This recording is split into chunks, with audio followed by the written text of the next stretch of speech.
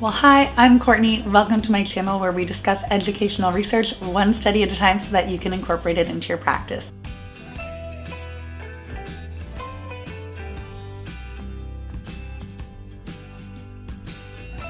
Today I wanted to do something a little bit different. Instead of talking about research and what the data says, I wanted to just share some of my own ideas. I'm going to start this series called Teacher Timesavers because I'm noticing around me that teacher burnout is a real thing, and I do have a video coming way down the line about that kind of stuff, but I've noticed that I don't tend to get burnt out the same. Now, there are a lot of reasons for that I don't have control over and nobody else has control over, but I thought maybe I'll share some of my ideas about what I do in a day that save me time and keep me from burning out. Now, this is going to vary for every teacher, so this is not me telling you what you need to do.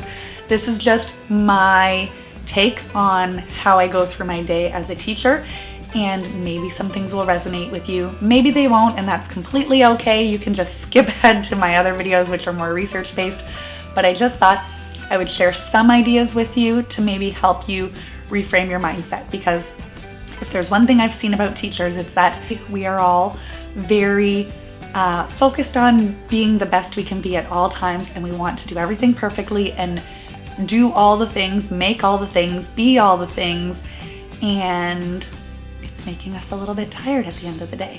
So I would rather scale back some of that, take a deep breath, and make a few slight changes to how we do things, how I do things at least, so that I can still go about my day and not feel the crushing weight of all of the expectations that surround my career choice. So I will make this into a series and I'll put different videos with different tips and tricks as I go along. I'm just going to share 5 for today, and then I'll just keep adding 5 more in future videos. All right, my first tip for saving time is a very practical one, and it is looking at our bulletin boards. I have seen the most beautiful bulletin boards on Pinterest and on Instagram, and even just coming up with an idea for a bulletin board can take forever because there's so much out there, and then you've got to get the supplies, and then you've got to make it, and does it match your theme, and la la la la la la la la. For me personally, where I am in my career and in my work-family life, trying to make that balance happen, and what I'm hoping to get out of a bulletin board, I really have very low standards for what I hope to portray on a bulletin board. Now, depending on where you work, you might have a principal who requests that you have, I've heard of some schools where they have to have a different bulletin board every month. 1 month has to be literacy, 1 month has to be math, there's all these rules. If you are that principal, may I ask that in these difficult times, we just step it back. It's gonna be okay if the bulletin boards aren't perfect. And so for me, I try to switch up my bulletin board every month. If I can't get to it that month, it's okay if it goes 2 months at a time. I try to focus on things that will be longer term. So instead of doing a Valentine's Day bulletin board and a Christmas bulletin board, I did a winter bulletin board this year so that it can span a few seasons. It's not going to look out of place as soon as the month flips over. Another thing that I do for bulletin boards is I don't put on fancy borders and I don't try to make things straight. I take the approach of let's just get it on there. So I purposely make my papers wonky and all different directions to look like an explosion of student work, and that way I don't have to measure anything. I don't even usually print out my letters from the computer, let alone die cuts. No, I do not have time to punch out die cuts. I get a piece of construction paper and I write my title on in marker and I slap it up there.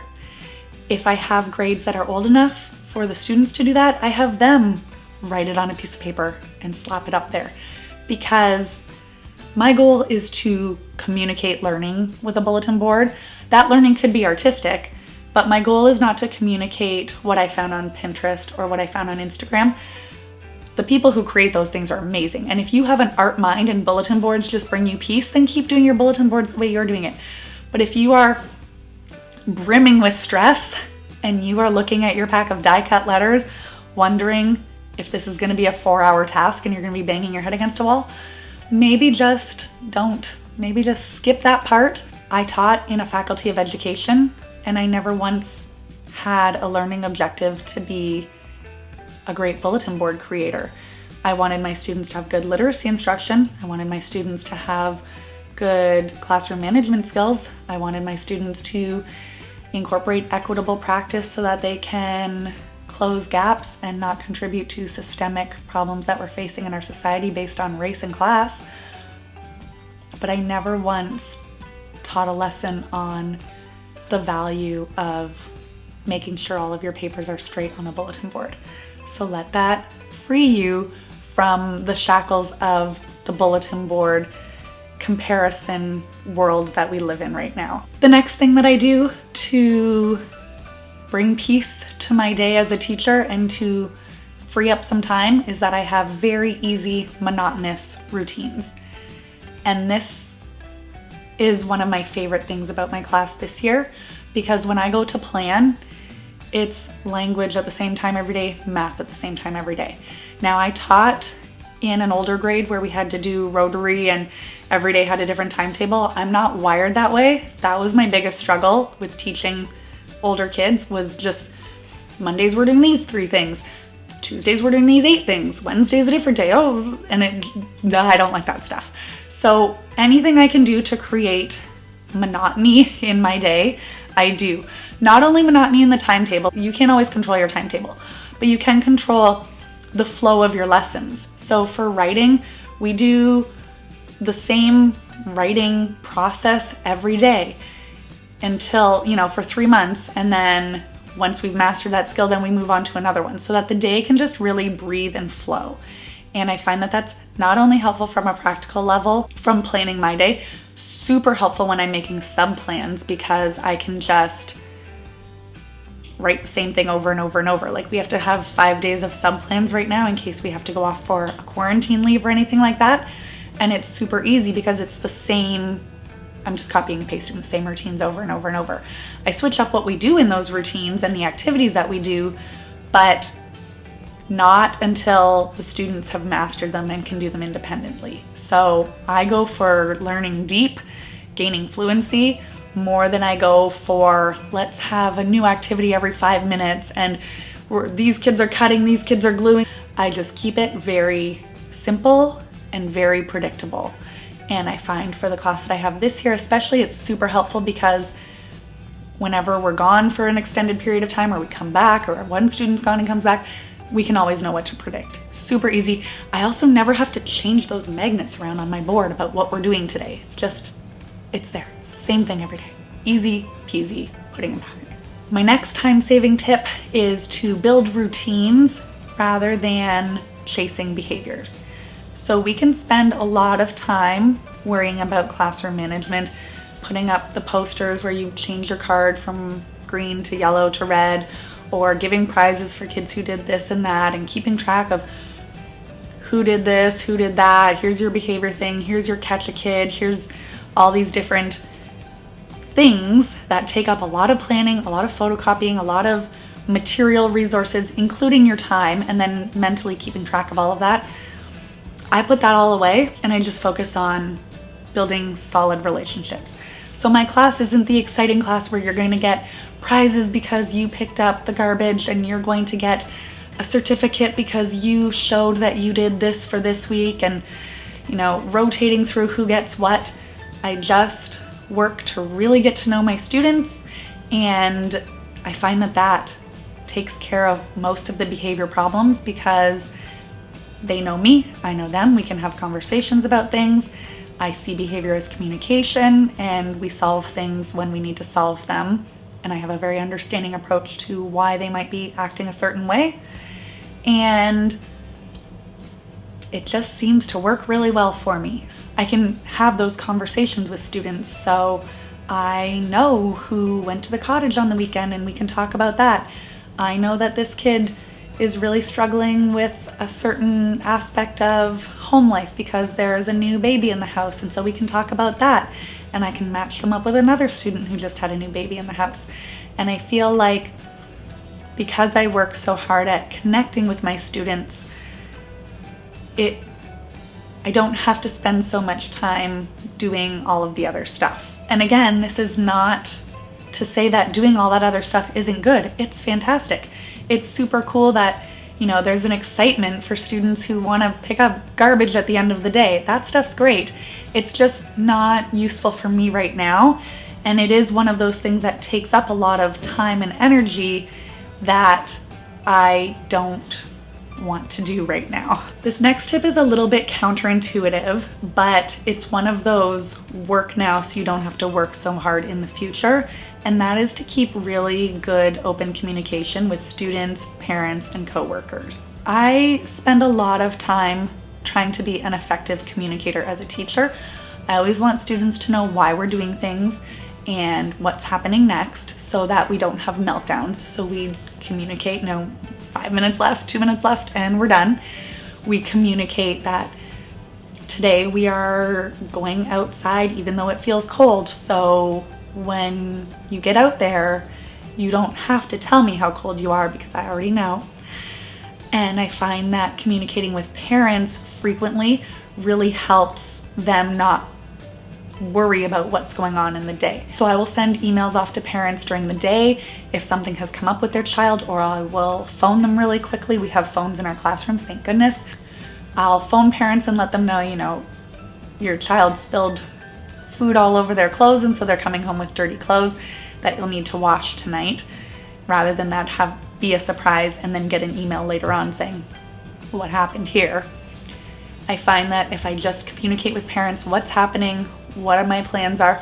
I even communicate my philosophy for things. So when we had to switch to remote learning, I sent out my philosophy of remote learning so parents could see, okay, she doesn't have all these slideshows up, but there is still play-based learning happening.